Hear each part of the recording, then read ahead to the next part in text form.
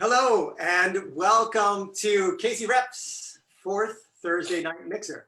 I'm Stuart Carden and we just went live and I'm really thrilled that you joined us for our fourth ever session to mix it up, some local cocktails and Kansas City artists in conversation. And I want to introduce first tonight's guest, playwright Nathan Lewis Jackson. Thank you. Hey. Executive Artistic Director of Heart of America Shakespeare Festival, Sidonie Garrett. Hey. And KCRep's very own costume shop manager, Jenny Green. I'm so grateful that the three of you joined me in for this session, for a little socializing and a little creative conversation. And I'm gonna frame things for those that are joining us for the first time, and then we're gonna get into it.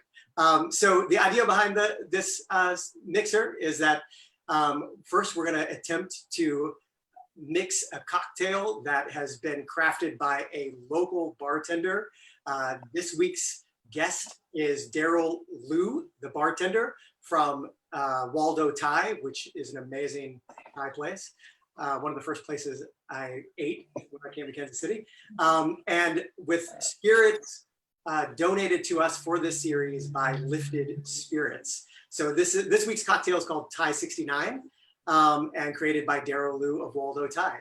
After we mix that cocktail, we're gonna engage in a little bit of creative conversation where they're gonna open things up for you all to ask questions and comment and prompt some further conversation. And then we're gonna wrap things up with the question of what are you gonna eat, drink, and experience when you're on the other side of this. So that's the hour you're signing up for right now by joining us. So we're gonna get into it. We're two of us are gonna make the cocktail as described, and two of us are gonna do their own mocktail virgin version of the cocktail. And we're gonna do our best to mix it up right now. So here we go. Let's do it. Do they have to guess who's making which cocktail? Well, I think they'll do that. And if they know. You think? And for those that are mixing at home, thanks for joining us. I'm following these directions. 1.5 ounces of Lifted Spirits gin. Here we go. Here we go.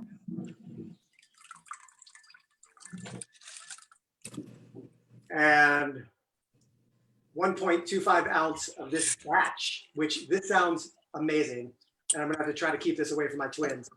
Thai spiced raspberry syrup, juice, 1.25 ounces. Jenny, you strike me as someone that has all of the cocktail. What does that mean? Come on. I was a bartender for a long time, so I do have most You of might it. have taken me to one of my first, well, you took me to my first dive bar here in Kansas City. Peanut. Peanut. The best. But I am shaking in a salad dressing shaker. That's what I have at home. I mischaracterized you, clearly. But I did have a jigger. So we shake, supposedly. We shake. Yes, Sid. Anxiety from the week. Good. Nice. Nathan is already there.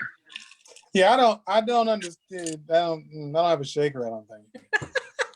You can stir. And then you strain is the next step. You strain. And then you top Jenny with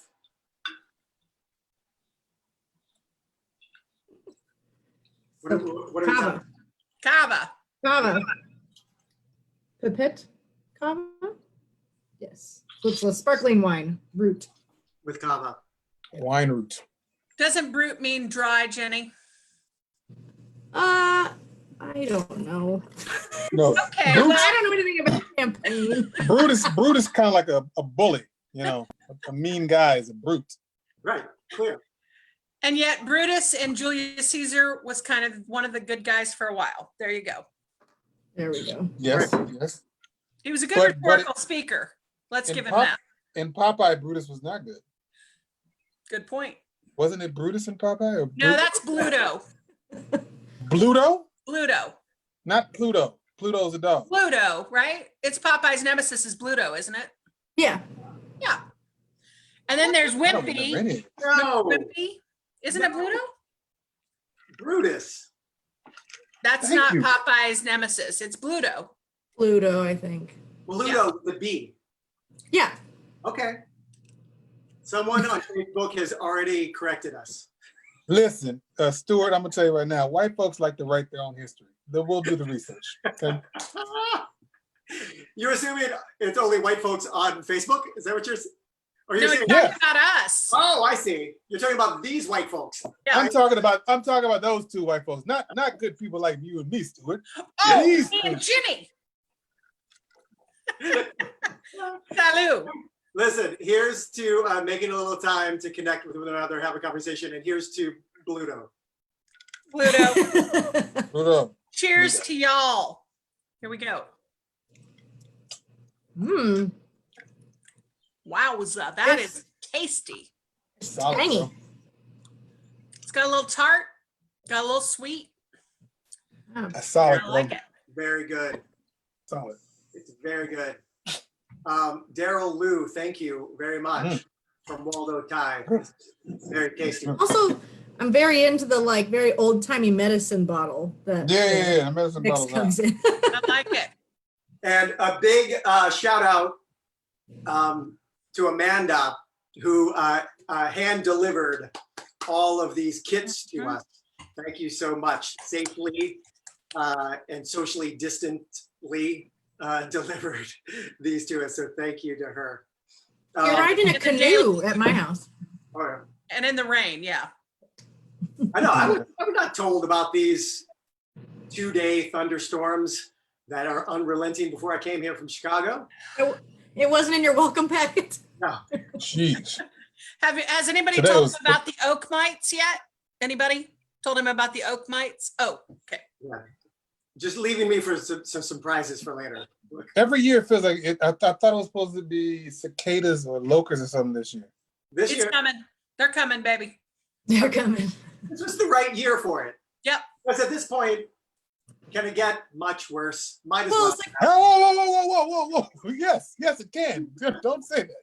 It can get a lot worse. That's when the dragons come. That's when relax, bro. If you see the 4 horsemen of the apocalypse coming down Main Street, Stuart, get in the basement. Oh my gosh. Well, listen, now I think that that's a thing here. I'm still so new that you say that. I'm like, is she making a historic reference, or is this a thing in Kansas City? The 4 horsemen do come down Main Street. They might. I mean, they might. Well, I I just want you to wonder forever. Be on the lookout. take it as a part of my first year hazing. I'm good with that. That's what Yeah, happened to right. the freshmen. Seniors got you all under their thumb this year. Yeah, it's like the Truman Show for you. Mm. We're really not under a pandemic. We're having fun. This is just you're really just like a television show Listen, where if we told someone it was a pandemic, what it would be like. my It's really ego- the ratings are great, bro. my Fantastic. ego is almost big enough to believe that's true. Almost. Why do you think the whole pandemic is sponsored by Lifted Spirits and Zoom? That's on everything. So good. And we're grateful. Mhm. Every time you try, they hired me as a writer. Every time you try to leave the house or something, I have to quickly write like a complication, an obstacle, a car chase. Listen, I have some feedback then. I have some notes for you, Nathan. And just like the network, I'm not gonna take. Yeah, remember that emergency email I sent you, Stuart? Nate wrote that. I did. It wasn't my best writing. That was on the I'm fly. waiting. I am waiting. I need some variety, is all I'm saying, Nathan. It's the Oh, same it's- thing every time I try to leave my house. So It's coming. It's can I coming, give my you man. feedback? We got Flavor Flav to do like a little guest appearance, so it's coming. It's coming. I'm Mm. waiting for the plot twist desperately. So I'm really grateful to bring the three of you together and have a chance to get to know each one of you a little more, and also check in with Kansas City theater artists. This should be as loose as it wants to be, as it already is. But I thought I would kick it off with checking in with each one of you at this moment where we're all, to a lesser or greater degree, still sheltering in place and beginning to contemplate turning a corner and the reopening, and beginning to think about the process. Just think about the process of returning to a life in the theater. I wanted to check in with you all and hear what you're engaged in creatively. And if that's in theater, I would love to hear about how you're continuing to engage in theater, but also if it's not in theater, but you're engaging in other things creatively, I would love to hear what you're doing. Anybody want to start first? Oh, okay then. Nathan just looked at me. I could see him looking at me. He's like, do it. I am still engaged in trying to get to do theater over at the festival office. Today, this week would have been our first week of rehearsal had we been able to go ahead and do The Tempest, which we had to postpone until next summer. And given all the rain, you know, there's a bright, shiny moment in that our wonderful crew would have been in the park all week trying to set up our stage and, you know, beginning that process while we were in rehearsal indoors. So, you know, that makes it a little bit more palatable that we're not out there. So I am constantly working forward and thinking forward. Like there's still plenty of work for me to do as a director on the play The Tempest. And we had a virtual meet and greet on Tuesday, which was incredible to get many of the artists and actors and our designers together and kind of show the designs like we would have done the first day of rehearsal and talk about the play a little bit and kind of check in. So I'm doing that. And when I'm not doing that, then I'm baking. And I think that's pretty creative because I love to bake and I love to cook and I have thousands of Pinterest recipes and I'm finally cooking and making some of them. So I'm cooking things, I'm baking things.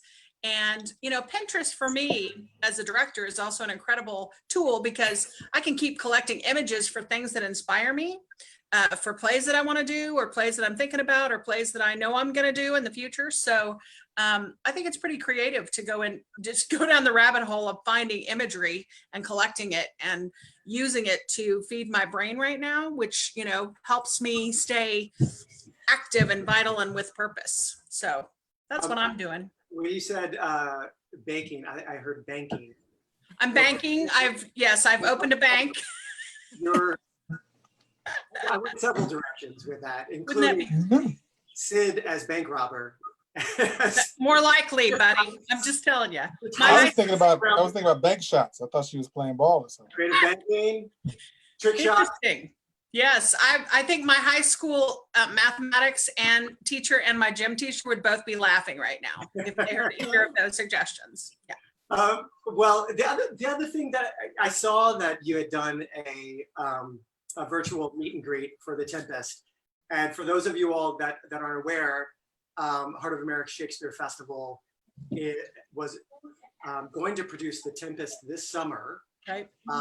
and you all decided to postpone it until next summer. But Right. nonetheless, you went ahead and had a first rehearsal, a full read. Did you read through? We didn't. We just did a meet and greet so that we would, you know, Meet and greet, check in. a design share, and began talking about it. Yeah. It feels a little bit like what I romanticize as the Russian School of Theater, that you start the process very early. It's a whole year that you're working on and letting it germinate and Yes. develop. But honestly, do you feel like there's something positive or interesting, or can you imagine the impact of what a meet and greet on a project like this, and then a year to let the artists that are involved with it, let that percolate until you come back to it next year? Yes, I do think and especially since it occurred to me exactly what you said, that that's sort of a dream that you have at some point, having that experience. You hear about people that get 8 months to work on something, or, and usually it's 3 weeks. So I think I encourage people to check in with me, ask questions, think things. We're also going to try to do a safe distanced meet up in the park on the week we would have opened the show, just so we can be in the space together and kind of wear our masks or whatever we do, stay 6 feet apart, but say, hey, and, people who haven't done the festival before that are in the play, would be great for them to have that chance to kind of be like, here's where the set's going to be, and kind of, this is how this is all going to work. And, dreaming, I think 3 of the actors got in touch with me right after and said, this has helped my spirit so much just to talk about the work that we're going to do together, and it's out there and it's ahead of us and it's something to look forward to. So hopefully it will inspire them for periods of time to dive into the work that we have to do. Because with Shakespeare, there's always plenty more to mine, Yeah. and Nate's work, there's always more to mine. Good writers give you so much to mine that, the more time you spend with it, the better it is. So Nathan, you went straight Shakespeare to Nathan. right there, buddy. Wow, that was a hell of a transition there, buddy. I've said sometimes he's the modern day Shakespeare. Cheers, bud. That is true. That is who said that? Who said that? I said it. Oh, you said it. I Well, said you know Shakespeare, so I'll take your word on it. Nathan or Jenny, how about for you? What are you engaged in creatively right now, in theater or not? I feel like he's looking at me. I'll go. Okay. I'll go.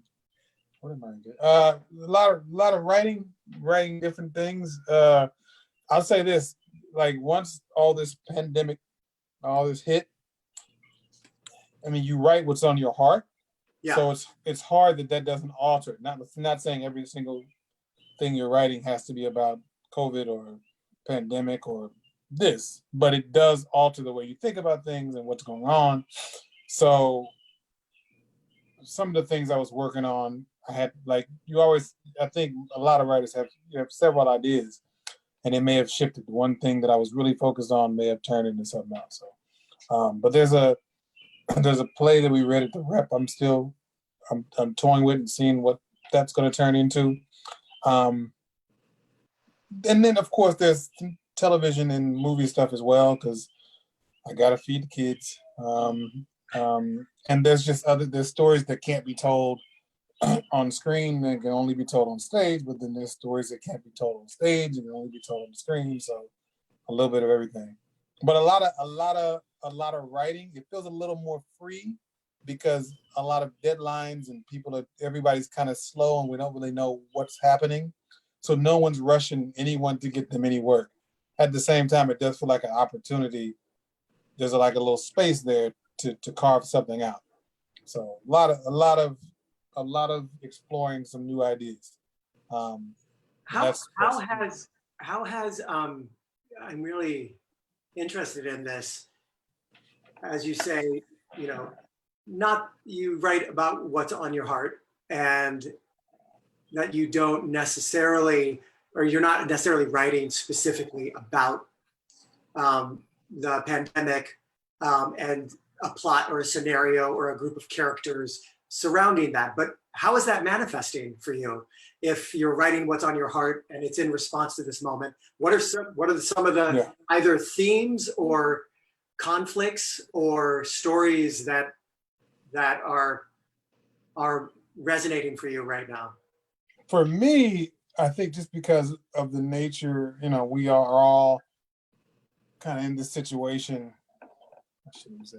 Definitely with the pandemic, but for a lot of us, the state of our country, or there's things that we just would like to not be in. We would like to get out. We would like to be far from it. So I think things that take you away, things that take you on an adventure, things that take you out of this world. Yeah. A story that does that, really grounded, a grounded, or the opposite, or you go hard and you live in it for a while. Yeah. A two-person drama that takes place in one room is great. I prefer not, whatever keeps them in that room shouldn't be the pandemic, because I don't want to necessarily watch something while I'm in a pandemic about a pandemic. But either you try to relate and go hard at it, or you just say, let's blow it all up and let's sci-fi. Like some of the TV stuff I'm writing now is very sci-fi. And quite frankly, if you're trying to get something, produced, I think playwrights are thinking about that. Yeah. How many shows am I writing that have this massive cast? Or am I writing this smaller cast that can be produced easily? Whether it be theater or whether it be in television, and I'm writing, a lot of times you stay away from the special effects. But we're not staying away from special effects now because you can do special effects at home. So Right. if I'm writing a sci-fi thing, let's just tell a nice, simple sci-fi story, add all the special effects you want, and the editors can do that safe in their little basements. So it's still something that speaks to you, to your heart. But for me, definitely things that take me away. I've always been that kind of a guy anyway, even growing up. So. And are there stories that you were already in process with that now, because of where you are with your heart in response to the moment, that you're just not going to touch because you think where my heart is right now, I don't want it to intersect with that story? Are there things that you put in a drawer, or are you embracing where you are and letting that take that story in a new direction? Maybe a little bit. I mean, if there's I think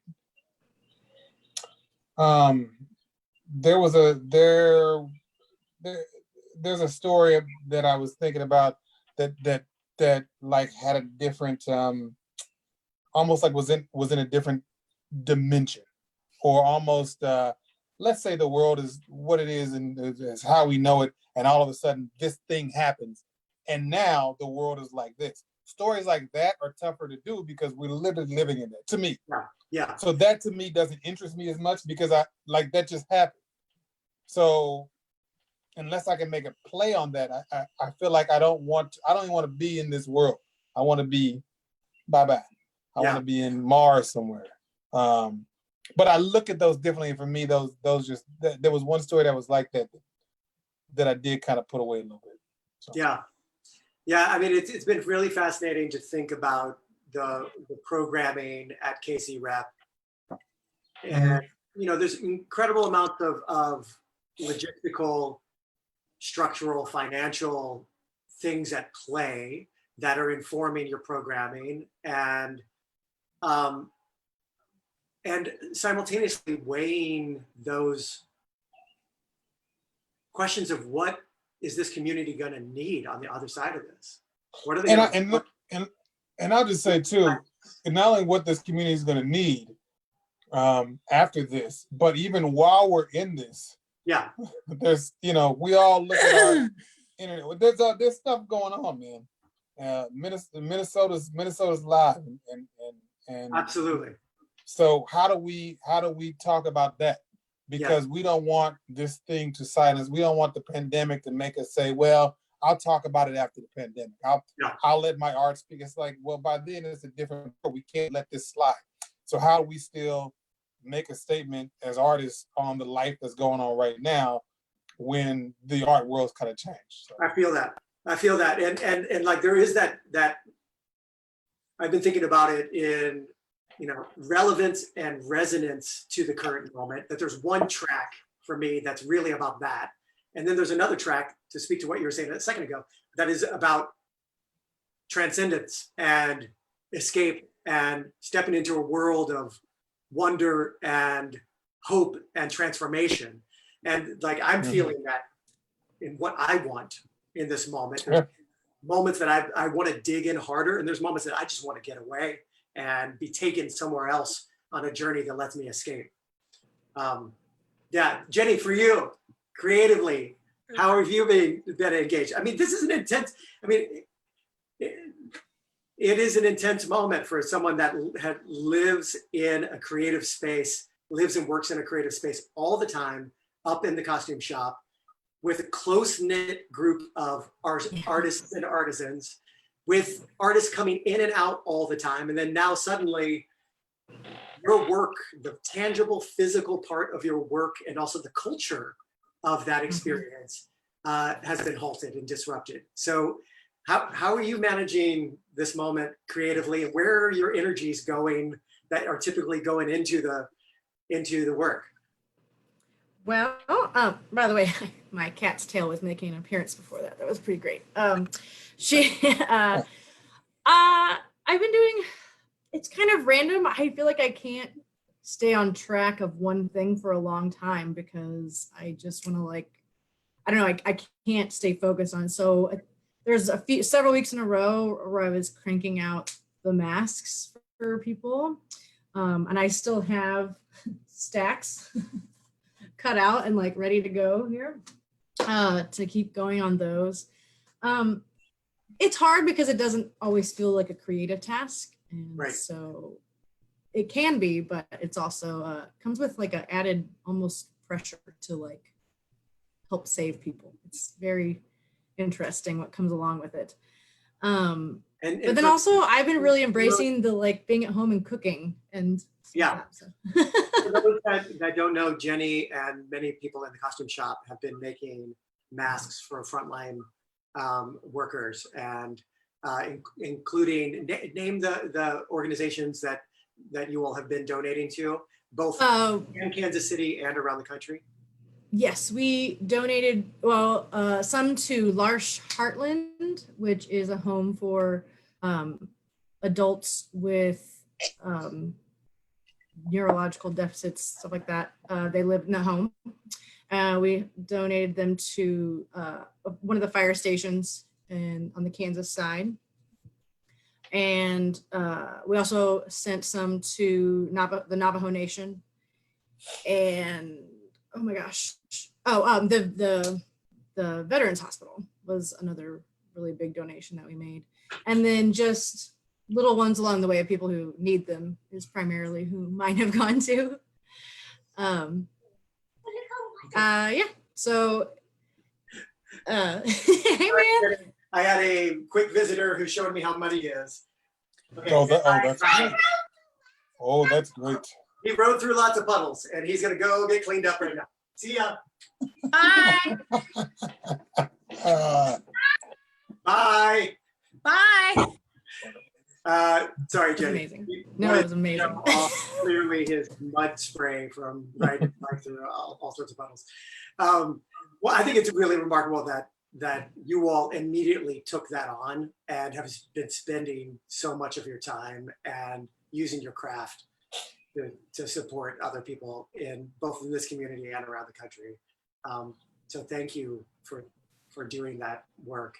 And it's interesting to think about the weight part of that, which I really had not thought about, just feeling like in the process of building those masks that you're carrying a weight with it. So thank you too for carrying the weight of it. I understand why. You feel. I don't know if everyone feels that way. I just know that I feel that way. It feels that's understandable to me. The pressure of this is how I can contribute, and feeling like this is something tangible that I can do, and shouldn't I be doing it at this rate and prioritize it over other things? It's a complicated weight to carry. Yeah. It is exactly that. So the next question I had for you all was about, let me say hi to a few people. So people watching right now are Lisa Rothy and Jake Walker and John Renzenhouse and Peggy Friesen and Bradley Thomas, and Michael, hi Michael, and Darren Sextro and Barbara Fay. And we're gonna get to your questions in just a minute. We got lots of love on Facebook to Jenny and all those who made the masks. There's a couple questions both for Sid and for Nathan that we'll get to in a minute, but I'm gonna take my time. And I mentioned this before we got on, which is so if you were making a pandemic mixtape for people right now in terms of what you're consuming creatively, what's the thing that you've been nourishing yourself by consuming, and you could recommend out in a pandemic mixtape? It does not have to be music in any way that you would recommend. What would you recommend right now? What are you engaged in consuming creatively? that other people should know about? Oh, I thought you meant like little chocolate donuts. You mean like creative things. Could be little chocolate donuts. If you make them, they're creative. Yeah, make the chocolate donut. I didn't, but yes. Yep. Okay. So Good. a recommendation, creatively consuming little chocolate donuts. And I'm actually reading a stack of books that I got for Christmas that I had not been able to read until now. I've been reading The Power, which I had missed from 2 years ago. And it's great because it's interesting and sort of dystopian, but also hopeful in some ways. It's a really strange and interesting mix. And then Darren Sextro loaned me the book Red, White, and Royal Blue, which he said is a scream. So I started reading those two in tandem, which I never do. I can read 2 books right now and juggle them. Go figure. And 2 very different, flavors. So it's fun to have. So I like to mix up my flavors. So if I watch Peaky Blinders, then I want to watch, started watching the Big Flower Fight, right? Because Me too. yeah, the Big Flower Fight is these huge floral sculptures that these teams compete to make in England. It's like the Great. It's like the Great British Bake Off, Yeah, but it's flowers. and it's amazing and crazy, and I could never do it, and I'm fascinated by them doing it. I don't know how they do it, but you watch Peaky Blinders and people get killed and slaughtered, or I watch Dairy Girls to cleanse the palate. It's fun to change it up. That's awesome. Nathan, Jenny? Wow. Yeah, a lot of different things. Some of them are work-based. I was working on this show. Whatever. I was working on this show. HBO is trying to do a thing on Kent State, the shootings that happened in the 70s. Yeah. So there was a graphic novel that someone wrote about the Kent State shootings that I read. We read a few. But the graphic novel was really, really, it was interesting the way they did to see this almost comic book type setting, but dealing with what Kent State dealt with was intense. My daughter has me reading The Missing. Is that right? The Missing, The Found series. I'm listening to on audio. That's what I do when I've got to move. So that I'm listening to on audio. I'm also, and now they're yelling about the book in there. Anyway, sorry. Yeah, she told me what? By Margaret Haddix. She wants everyone to know. So read that too. I'm watching a ton of. I'm watching anything from what the kids watch, which is that I got them watching some educational something about Egypt on Disney Plus. Yeah. National Geographic stuff is just about Egypt. My son is riveted by it. I must admit, I'm not as riveted by it. The first episode was good. I'm good on Egypt now. Good to know. But some of the other National Geographic is great. And then I hadn't watched Booksmart yet. I watched that yesterday. Good. There's a couple TV shows, but I'm not gonna mention them because I haven't gotten one that I'm like, Yeah. A lot of television there's a lot of stuff on their Netflix. Not all of it is solid, man. Yeah. But, No. Somebody made me watch Umbrella Academy, and I was like, this is the greatest, worst show. I hope nobody works on that is watching. This is the greatest, worst show I've ever seen in my life. I was so like, I have to finish it, and I don't know why I had to finish it. And then it started to do this, and I was like, yeah, but I gotta. It's like you see the train going down, but you've already ridden the ride. We all gonna go down together, kind of a thing. Picked up too much steam. You can't jump off. I can't jump off. I'm a rider to the end. And watching Ellen Page, she's beast. She's just watching her act was great. Oh, Schitt's Creek, I watched that. Schitt's Creek, yes. Schitt's Creek is fantastic. And I started watching it and then left off, and then I picked it up again. Watching Catherine O'Hara is another, like, you just watch her all day long. She's killer. Yeah. So some of that, a little bit. Oh, and if nobody's watching, I always say it, do yourself a solid. Watch a little bit of Attack the Block. There will be some who will say, no, Nate Jackson, that's not very good. I say it's pretty good. It's which show? Okay, Attack the Block. It's called Attack the Block. It's one of the few sci-fi movies that that probably have mostly an African American cast. Yeah. It's British, so it's like, I shouldn't say African American, they're Brits. So Right. Black Brits, but they Black. And it takes place in the Black hood of Britain, and it's fantastic. Sci-fi, I have never ever, my brother was always the sci-fi junkie, and I'm a sci-fi junkie, man. and I've been waiting for that gateway. Well, this might not be your gateway if you're not into sci-fi. Okay. All right. It might ruin it. My wife is doing this right now. She's like, don't watch it, because she's like you and she didn't like it. But you know, if you're sitting at the house and you have nothing else to do and you're like, little attack the block. Okay. All right. Jenny Green, how about for you? What are you consuming creatively? I've actually been kind of going back to old shows that I've seen all the way through before. It's almost like a warm blanket you're putting on, where you feel like you know these characters, you know these people. And I've also started watching the Floral Wars, Big Flower Fight. Big Flower Fight. I started watching that just like 2 days ago. I like that. And then I have never listened to audiobooks before, because I was so much more of just like wanting the tangible book in my hand. But with all the sewing that's going on, I started listening to them, because if you have just music on in the room or the TV or whatever, like you can't really hear it over the machine. And so, so I've been listening to some more audiobooks. I went back to an old book I read as a kid and re-listened to it, which was What interesting. was that? The Giver. Oh yeah. And then I listened to Rachel Dratch, her autobiography, which was awesome, because she did you do that on audio? She did it, yeah. And it's awesome because she didn't have your stereotypical like career path or life path. And though she's friends with, these big names, she is not as big as those big names, and so her life is very different than theirs. And so that I really liked listening to her. Yeah, that's great. Cool. And do you think that's something, this extends into my final question before we open things up.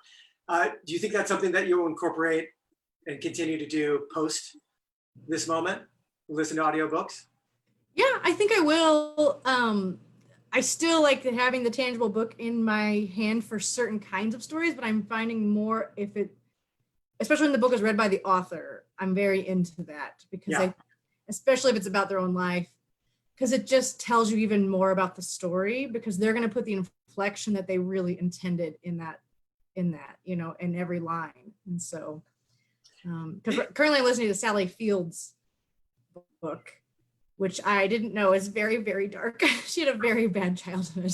So I actually had to put it on pause, because I was like, this is not time to listen to such a place that sends you so far into the dark side. So, but it was eye-opening. Are there things, Nathan or Sydney, that you would incorporate that is new, that you didn't engage in as much, but during this period you've engaged in a whole lot more, and that you think you're going to incorporate to your life or art on the other side?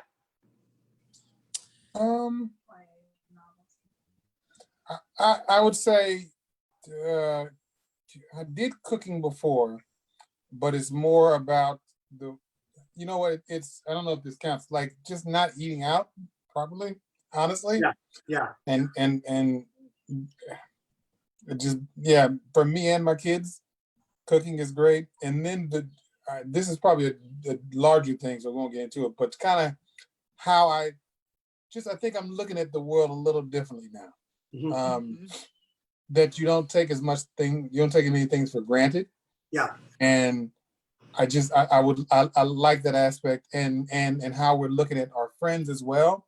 Yes. I'm not taking those guys for granted, and just some of the things you thought were just like, this is just given to me. This is just, I assume this will be there. I don't look at it like that anymore. So I like that. That resonates. Yep. For sure. I totally agree. I think you're one of those people for me, because we talked about getting together, Nate, a lot happened in between. It's time for us to finally do that when we This doesn't count? We're overdue. Yeah, I'll cook you something. I'll make you something. Come over. I got chocolate donuts. Good. Come over. Done. But yeah, I totally, Done.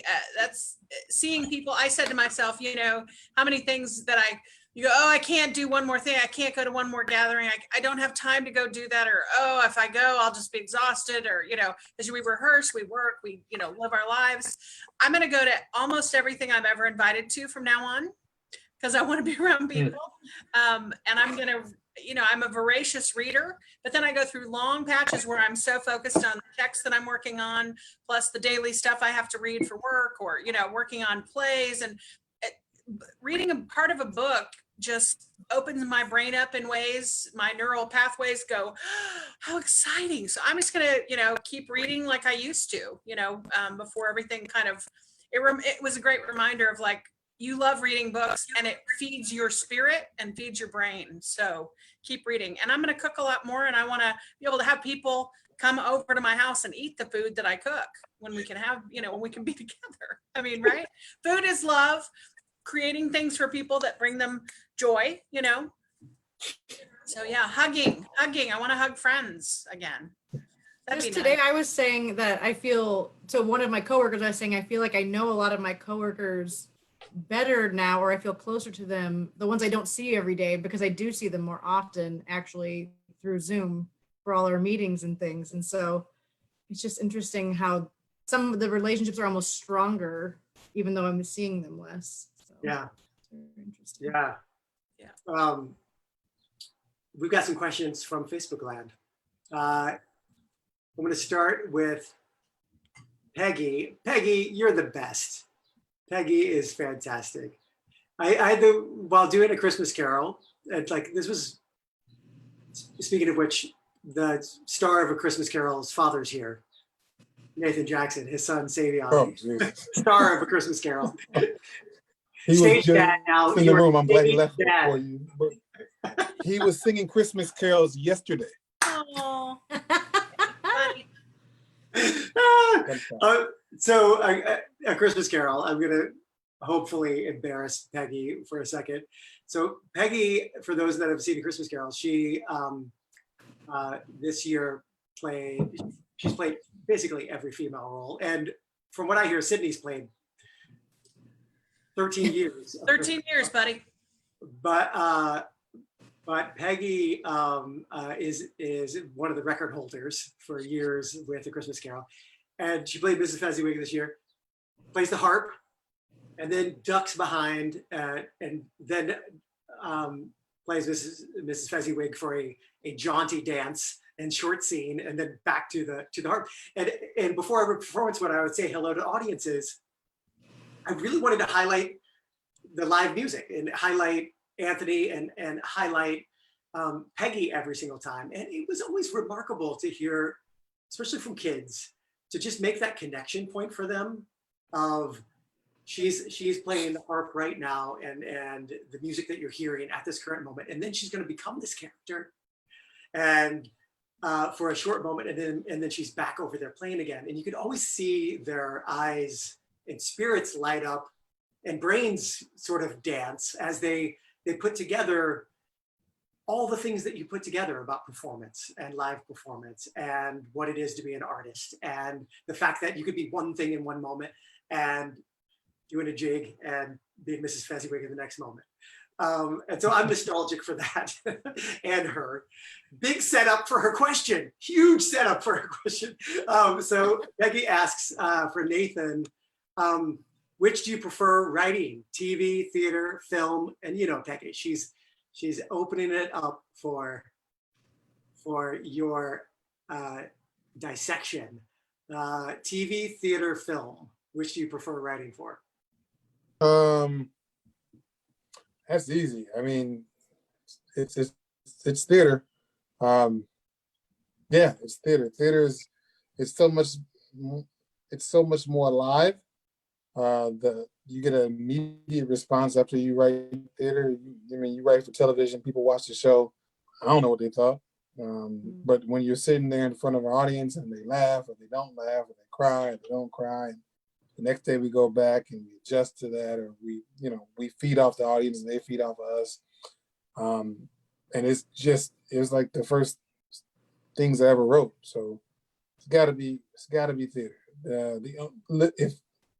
If television and movies didn't pay so much, I don't think I'd ever never would. I mean, maybe, but it's all theater, and then for people like Peggy and like I don't get to work with actors in television and film like we work with actors in theater. It's like a couple of days we go on set, we meet them, we quickly do it, and we go. Like we get to sit in the room with actors for weeks and months and get to know them and hang out and have them at the house and become friends with them. So theater. Love it. That's great. That makes me smile. You. Lots of love again to Jenny and all those who made the masks. Donna Thomason has a question for Sid. I love how this question is framed too. Oh dear. No, it's great. Oh, good. You know Donna Thomason? Oh, very well. Okay. Yes. So Donna asks, well, she makes a statement and then asks a question. Of course she does. Which is, you need to cut Mr. Shakespeare's plays down for a 2020 audience. We're ADD. Those were my own exclamation points. Sorry, Thank you. Donna. What's your process to do that? Which you do, I'm sure. I do. Yes. I think I've told Donna that before, but she may have forgotten. Yeah, I almost always cut the plays. Hamlet has 4 hours running time left to its own devices. So yes, I cut it down to 2.5 hours. That's pretty significant. Well, what's the process? The process is always. And is there any difference between the way that you would edit and frame for outdoors versus indoors? That's tricky. I don't think so in terms of indoors or outdoors necessarily, unless there was something particular in the script that referenced nature in some way that would be useful indoors or out of doors where it might not be indoors. It's always about clarity and accessibility of the text. So, the comedies are challenging because, the Saturday Night Live writing that Shakespeare did in his time does not translate to our time all the time. So some of the comedy is very specific to its time, or it's wordplay that was specific to its time. So if we can physicalize it and still make sense of it into a modern audience, then I keep it, because physical life is everything, especially outdoors. But, it's always about clarity of the story. Sometimes some of his stories have varying plot lines that don't quite always match up. So, nipping and tucking there. Some speeches, there are repetitive chunks that are said in beautiful ways in 2 or 3 speeches. Sometimes you're like, we don't need all those beautiful speeches. We need this one. Those 2 can go. But it is always about trying to get it down to about 2.5 hours outside. That's about as long as an audience wants to sit, even outside most of them. And that's what I shoot for in the park anyway. That's great. Thank you, Donna. I'm trying to read your tone. Thank you, Donna. She's one of my dearest friends. I'm just giving her the business. She's given me the business. I'm giving her the business. I love it. Peggy wrote back and said, love your answer, Nathan. Thank you. Yeah. Jen Spa, who is facilitating the technology behind this session. I think this is a throwback comment when we were talking about television. And I haven't seen this, and maybe you all have. Jen says, check out Dead to Me on Netflix. Yes. Anybody watching Dead to Me? I forgot about that. Yeah, it's fun. Yeah. That's great. Another question for Nathan from Darren Sextro. Hello, Darren. You've been a great new friend since joining this community, so thanks for being here. Darren, would Nathan ever write something in the context? I mean, this is the question. Jenny, you should answer this too, of whether you would ever costume and something for this Zoom environment, and what you would be thinking about as a costume shop manager, as a facilitator of costumes in a Zoom setting. And would you ever direct something, Sid, in a Zoom setting? And Nathan, would you ever write something in a Zoom? So this is a question for all 3 of you. Darren, I'm taking your question and applying it to everyone. Would you, and if you were, what would be the things you were thinking about? So for me, you'd be thinking about a lot more from the standpoint of the way you costume film versus theater. Yeah. So much of our time is going to be spent from here up. So it's all about you can actually see the detail and things that you cannot see normally on big theater far away from you. So making sure people pop from their background definitely sends me back to my like film days, like how I would take care of all that stuff. That's great. All of the details of the costuming and accessories and hair. How about for you, Nathan or Sydney? You know, I'll say, immediately the impulse was there, right? I got really too close to the camera right there. Immediately, the impulse was there immediately, and I think for a lot of artistic directors and theater artists, he's back. He's clean this time, but he's back. is. I'm gonna wrap soon. Say hi real fast, and then Hey, giddy up. Out. Are you watching? I'm going to, yeah. Wait, you're watching the movie? I'm gonna join you in a minute. Nathan, you've had a lot of time to think this through now. I hope you have a really good answer. I wrote the play in this time. Yeah, no, so go. So good. I'm gonna stop with my setup and say, Nathan, would you, No, you go. and give us some perspective on it? I'll say yes, I would. That's it's toughy. I would. I'm not sure how. I'm not sure how that would go. I think the toughest thing, again, like I said, is the audience of it is so. I don't know. Maybe I don't know what I'm talking about. It's so important to me in theater that I would want to figure out how we could make sure you have that, and make sure that the audience is feeding the art, and vice versa. So the back and forth would be a little tougher online on Zoom. Yeah. But I think there's a way you could do it live, and yeah, I'm not sure what. And now is the time to play with that. So I saw something the other day that was like the first Zoom masterpiece, and I was like, skip. I doubt it, right? You're like, Yeah. I don't think so. I think I would only want to direct something if it was conceptualizing it with someone like Nate that I know well, who's a terrific playwright. And we say, how's this going to work together? You know what I mean? I mean, obviously you're going to write it, but, kind of working in his brain with him, a little bit, going, how are we going to tell this story? Because, we're used to movement and size. And right now it's this, and the weirdness of this. So I'd want to do it really closely with the playwright if it was going to happen, I think. Yeah. I've thought about it. I've thought about it, and I will continue to think about it. I don't want to put something up or write something and then realize wrote a webisode, and I'm like, this is really just a webisode. Yeah. That's my fear. That is not actually theater, and it's more the other genre. So. Right. This is not totally related, but something that I've been thinking about is just, and I don't even know what this means yet. It's not fully formed in my mind, but I've been less about Zoom and more about thinking about series, and in this moment, even my kids, like the J.K. Rowling piece that's out right now that she's releasing in chapters, that I don't know if you heard about this, but she's releasing in chapters and encouraging kids to do drawings through prompts of each chapter release. And one of my twins is really into it. But I have been thinking about episodic and series, and what does that look like in the theater, and what does it mean to be in that type of conversation over time with a story. And we haven't been there in a long time in theater. There's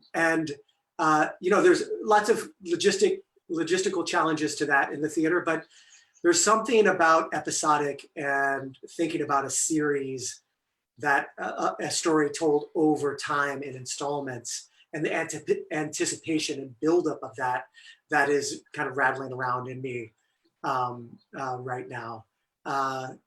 I don't know what that means, and if that's something that I'll keep thinking about post this, but it's something that feels it has some energy behind it right now in terms of my thinking about this platform, and also the way that we're consuming things story-wise right now. I'm going to transition now, because we're at 6:55, to our last question that you got a little bit of a heads up on, but not a whole lot of a heads up on. But what we're asking, and I love this, especially because I'm so new here, and you can listen to this, Griffin, which is, you join for this part, come on over here, which is after we're able to go out and be social again and we don't have any limitations, what are you going to drink, eat, and experience on the other side of this?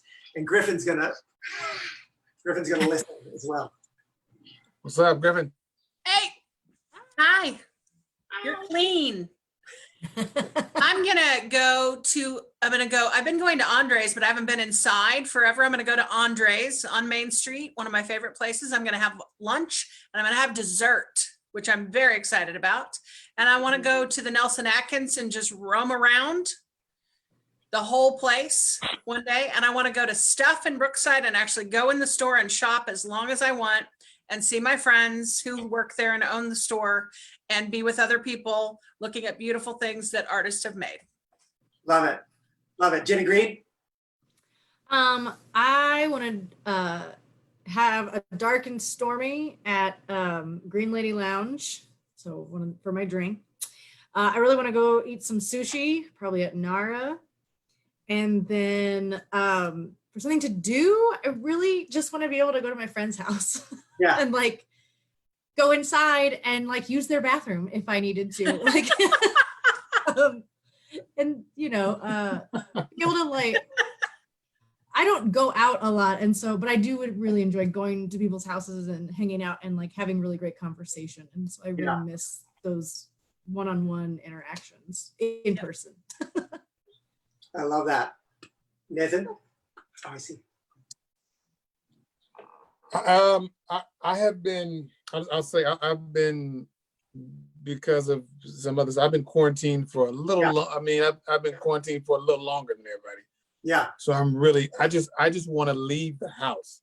Yeah. I haven't had a cup of coffee outside my house in I don't know how long. So I just want to, my drink is just a cup of coffee anywhere that's not made by my Keurig. I don't really care where. Cup of coffee outside the house. If I'm doing it in the morning, I guess I'm gonna go with, then I'm gonna find a little spot to do biscuits and gravy. Yes. I'm not really supposed to be eating that much salt, but I'm just gonna one day do the biscuits and gravy, and then head over to Kaufman and catch myself one of their baseball games. That's we'll see when that actually happens. But whenever that happens, I'm gonna go to the baseball game. That's all I need to do. I love it. And I want to go see a play. So whenever that can happen safely, I just want to go see a play. Yeah. Donna Thomason says that was an acceptable answer, Sydney. Thank you, Donna. Namaste. Nathan Lewis Jackson and I are going, we haven't gotten together for months, so we're going to go get biscuits and gravy because it's my favorite thing. So we're going. Let's do it. Let's do it. I know a couple places. I can't wait till all of those things. Stuart, hey man, Stuart, you can come too. Get yourself some biscuits and gravy. Come on. Got it. We got to find vegan ones, but I don't come. Yeah, he doesn't eat meats, but Jenny. Sid, I'm down for the biscuits and gravy anytime. Yeah, man. Stuart, you good. You're good. So I want to thank you and you and you. You don't know who I'm pointing at, but I want to thank each one of you. And Jenny for spending a little time with me and having a conversation. And I really appreciate each one of you and really value this time that we had to spend together, even in this strange medium, to have a conversation. I'm going to give a couple thanks and introduce what we're going to do next week. So I want to thank, again, our sponsor, Lifted Spirits, for the cocktails and for the mixers. And they've provided an exclusive coupon code for those joining us tonight and for next week. And beginning next week, you can use coupon code 2KCRep for 15% off next week's cocktail kit. So next week, join us at Lifted Spirits and mix a cocktail along with us. Support a local distillery and local bartenders and restaurants that are partnering with us on this by buying a cocktail kit. And you can look for details on next week's drink through KCRep social media or through Lifted Spirits. And the cocktail will be created by guest bartender Jonathan Tex Bush from Novel. So don't forget to check out Novel Spirits. And join us next week as we welcome director and company member who put in a question of KCAT, Darren Sextro. Actor Darrington Clark is going to join us, and KCRep grant writer Diana Silver. He's practicing. He says Snoopy imitates people very well, so he's practicing his imitation of me. Right? Wow. Nice. Thanks again for joining us, and please join us next week for more conversations with KC artists and Kansas City crafted drinks at the KCRep Thursday Mixer. And here's to brighter days, and see you at the theater. Thank you so much, friends. Bye. Bye.